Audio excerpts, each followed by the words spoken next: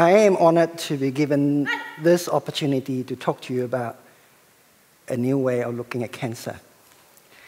I'm the executive director of the Gillies McIndoe Research Institute, a charitable organization housed in this building in Newtown, Wellington. This institute is named after the two founders of plastic surgery, Sir Harold Gillies and Sir Archibald McIndoe, remarkable New Zealanders. I have been privileged to be given the opportunity to train as a plastic surgeon, and it's humbling for me to follow the footsteps of these giants. Plastic surgery allows me to help patients with congenital anomalies, trauma, and cancer. But surgery can only go so far. A large part of my working life is about treating patients with cancer, mainly in the head and neck area. A cancer of the tongue will be treated today with surgery, which means taking half the tongue away, all the lymph glands on that side of the neck away, and then transferring tissues from the forearm with its blood supply to rebuild the tongue, connecting the blood vessels so you get a new blood supply. And a tracheostomy to protect the airway. This operation would take 1 day, and the patient would be in hospital for 10 to 14 days. And 6 weeks after the treatment, the patient would undergo radiotherapy, which means 5 days a week, every week for 6 weeks. And for many patients, they would have chemotherapy and sometimes biologic agents. Now, for 40 years, the chance of surviving this cancer, despite the horrible, harsh treatment, is 1 in 2. Cancer is a big problem for us. 1 out of 3 of us will develop cancer in our lifetime. I'm sorry to be a terrible prophet, but that is the fact. Now, in 1970, President Nixon declared war on cancer. We will cure cancer. And since then, more than $1 trillion has been spent in cancer research. But today, all we have come up with is modest improvement of cancer treatment, except some childhood leukemia, breast cancer, and some brain tumors. And as you know, this is after some really harsh treatment. What we have come out with in the last 10 to 15 years is a group of very expensive drugs that are partially effective. So cancer research and cancer treatment has been a story of incremental improvements. You may ask why, after such massive investments, why such modest return? Now, the prevailing concept of cancer is that one normal mature cell in our body undergoes mutation or mutations as a result of something that we inherit or our lifestyle. It turns into a cancer cell that multiplies and making exact copies of itself and become a cancer that grows and spreads. This prevailing concept of cancer underscores the approach of cancer research and cancer treatment in the last 100 years. It has led us on a search for the silver bullet, which remains elusive. Another interest of mine is vascular birthmarks, which affects tissues on organs in any part of the body. And for most patients, these are lifelong problems for which there are no good and effective treatment. The most common type of vascular birthmarks is strawberry birthmark, which is a tumor that grows out of nothing rapidly over several months after birth, and then it slowly destroys itself, often leaving a fatty lump. It is disfiguring, but it can cause functional problems, and in fact can be life-threatening. When I returned from overseas as a young consultant surgeon in 1995, there was no satisfactory treatment for this condition. In a child with a strawberry birthmark in the eye socket, you can see the white structure all around the eyeball. The treatment would be high-dose steroid. You can see this child 1 month, 7 months, and 2 years after the treatment. Now this was considered as a good result. But this only occurred in 30% of cases, and in 40%, all you achieve is to stop the growth of the tumor, and the rest will continue to grow. And centers around the world resort to very harsh treatment, such as chemotherapy. So the conventional management approach for this tumor was that if you can help not intervening it, that would be the best, because the treatment is often worse than the disease. But in a situation like this, where the birthmark threatens the vision, then you have to do something. And this happened in about 10–15% of cases.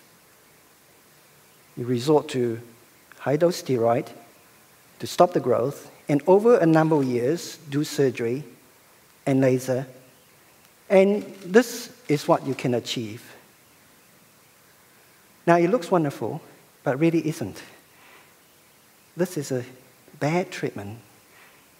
Superficially, it looks wonderful, but this child put up with this for 10 years and lost the confidence in the process.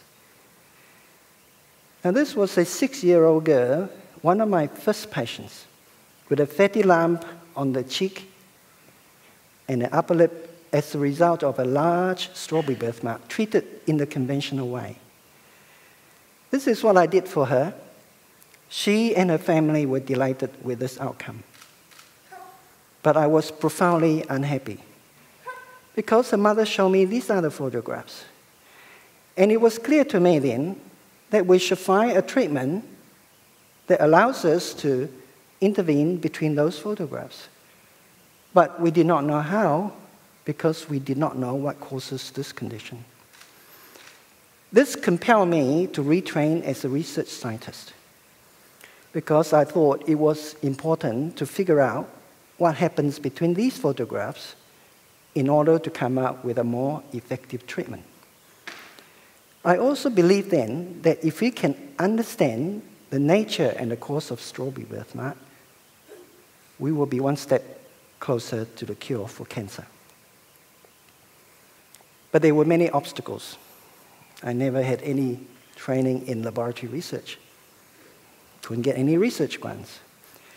But perhaps the greatest obstacle was the prevailing concept of strawberry birthmark. This concept had been around for 40 years when I began looking at it. It says strawberry birthmark is a problem of blood vessel cells. I was referred this patient, and everything changed. This child had an extensive strawberry birthmark on the face and the neck, but she also happened to have a cleft on the sternum. Some of these patients have anomalies affecting the heart, the brain, the eye, sometimes absent carotid artery. All those structures are fully made 8 weeks after conception. If you look at the pattern of the birthmark, it is reminiscent of a 4-week-old embryo. Now,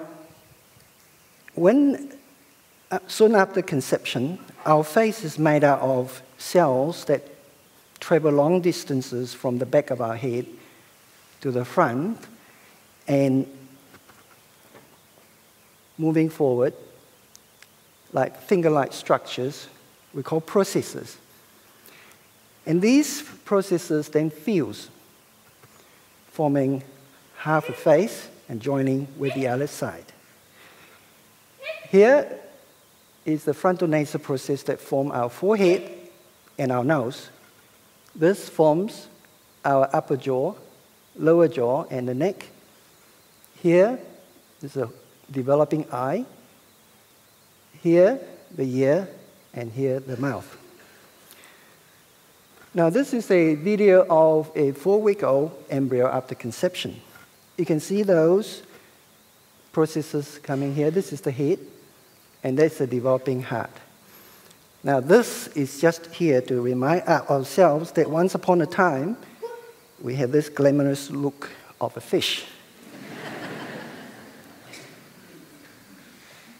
All these observations led us to come up with a completely different concept of strawberry birthmark.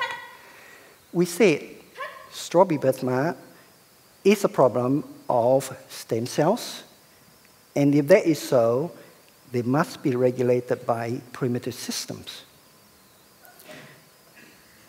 After a number of years' work, we now know that strawberry birthmark is a problem of stem cells, and we have ample evidence that these stem cells come from the placenta. Now, if you take a piece of strawberry birthmark from a baby, you can grow that in the laboratory. That's the birthmark. And within days, stem cells will grow out of it. You can coach these stem cells to make bone cells, fat cells, and in fact, red blood cells. So what regulates these primordial cells? I'm talking about cells that you expect to find soon after conception. We discovered this hormone system that regulates the fate of the stem cells. This system has been known to regulate blood pressure and our body fluids.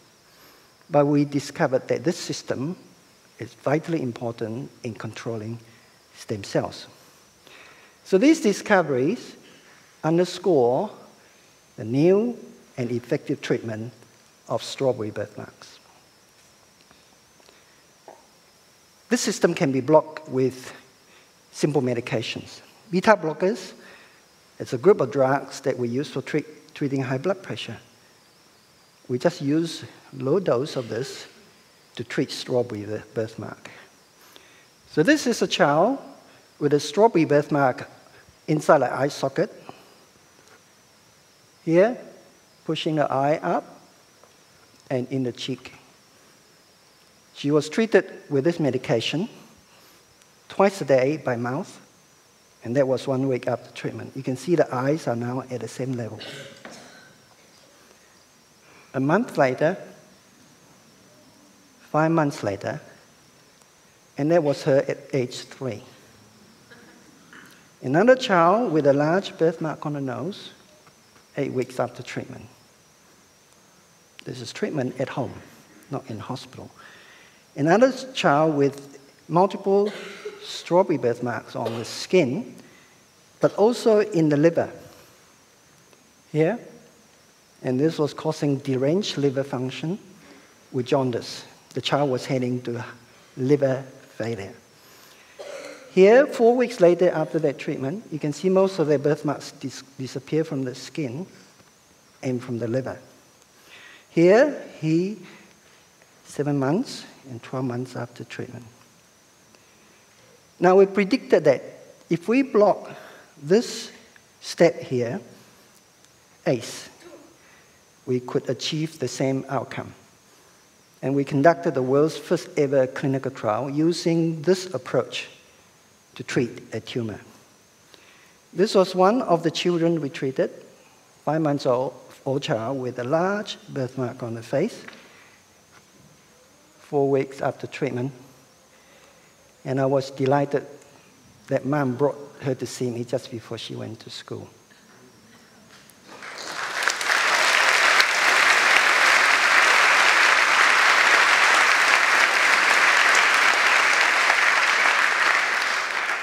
Now, last year, a professor in Mayo Clinic invited us to contribute a chapter to this 2-volume state-of-the-art book on ACE inhibitors, and that was the title of our chapter, Treatment of Infantile Hemangioma with an ACE inhibitor, a Paradigm Shift. Now, when the book was published, we were sent a copy. And this was what he said. 10, that's me and my colleague, in Wellington, New Zealand, report a novel and fascinating paradigm shift in utilization of ACE to treat infantile hemangiomas. He went on to say, drug manufacturers in cancer research must take note of this new major paradigm shift. Now, we have been looking at cancer based on a radically different concept. Cancer stem cell concept. Within a tumor, there are 2 types of cells. The cancer stem cells, those labeled in red. These cancer stem cells are highly tumorigenic. That is, they can make exact copies of themselves and spread. Hence, you see the cancer spread. But these cells can also make multiple cancer cells which are not tumorigenic, i.e., they don't make cancer. They are programmed to die spontaneously. Now, if you imagine cancer being a beehive, inside a beehive, you see a queen bee. That is your cancer stem cells. You see worker bees. That's your cancer cells. As you know, if you take the queen bee out, the hive disappears. Because the worker bees are programmed to die, just like cancer cells. We also know cancer stem cells resist chemotherapy and radiotherapy, and they can go into a slow cycle state. This would explain why cancers that appear to have gone, but only to return many years later. We applied this to our cancer work, and we started looking at tongue cancer. We said cancer stem cells are the origin of cancer, and if that is so, we should expect to find primitive systems that control their fate. Now, this is a slide of the cancer tissue that we looked at. Here, the green marks a cancer stem cell marker expressed on the cell membrane of these cancer stem cells. I hope you can see the, I hope you can see the red, which are the embryonic stem cell markers, and the blue are the nucleus of the cancer stem cells. We are pleased that last year, scientists in Oxford and Sweden also found cancer stem cells in blood cancer. And this paved a way for more effective treatment for cancer by looking at the root of the problem. Now, we have looked at 12 other different types of cancer, and naturally, you ask what regulates these cancer stem cells, and we have found a regulatory system. Here is this slide of a melanoma. This orange color is a result of expression of a cancer stem cell marker and a protein of that regulatory system. One is in red and one is in green. When you overlap them, it becomes orange. What this says is that the cancer stem cells express the cancer stem cell markers and also that protein that regulates its fate. Now, clearly, there's more work to be done, a lot more work to be done, and how quickly can we achieve this, aspiration in finding a new way of cancer treatment depends on the funding. It is, however, very exciting because I believe that one day we'll be able to do this to cancer. If I have cancer today, I would like to be able to have medication at home, go to work. I might even come here and talk to you, instead of being in a hospital losing my dignity. If you're interested, this is our website, and it'll give you some information about what we're trying to achieve. And I thank you for your attention.